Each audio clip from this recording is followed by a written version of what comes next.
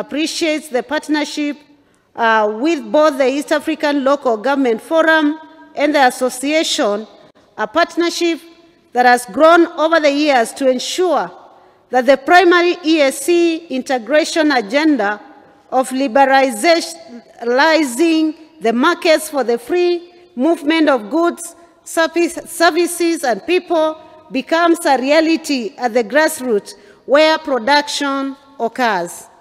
The critical role of the devolved government in identifying developmental opportunities, devolving interventions that solve the challenges and catalyses the development cannot be overemphasized. In addition, the role of the national government in opening up markets for access to food, feeds, and industrial inputs, as well as the produce of the devolved units, remains critical. The theme of the conference in the context to Kenyan perspective, which you have dubbed as strengthening national, local cooperation and coordination to deepen the devolution agenda in national and the East Africa regional integration agenda.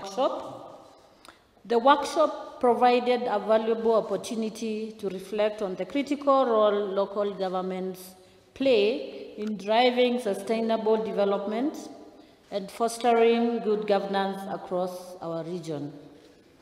I therefore commend the organizers of the workshop, as it was a collective effort of county governments and local governments in the region through their umbrella associations in the true spirit of East African brotherhood.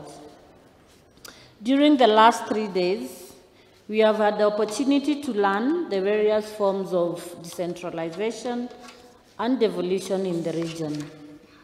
Lessons from our newest members, Somalia and Democratic Republic of Congo, were particularly refreshing as they exhibited great commitment and resilience in rebuilding their local.